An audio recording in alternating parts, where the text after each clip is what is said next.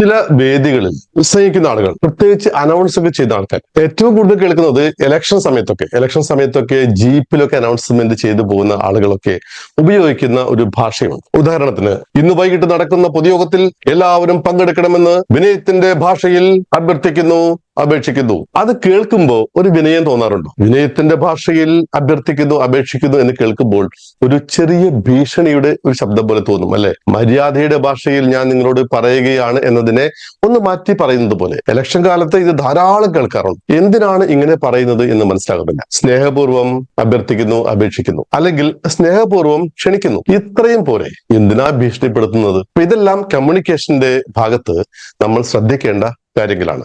നല്ല ഒരു effective communication ഉണ്ടെങ്കിലാണ് കേൾക്കുന്നവർക്ക് അത് സുഖം തോന്നുകയും കേൾക്കുന്നവർക്ക് സുഖം തോന്നുന്ന രീതിയിൽ കമ്മ്യൂണിക്കേഷൻ ചെയ്ത് നമുക്ക് പഠിക്കാം.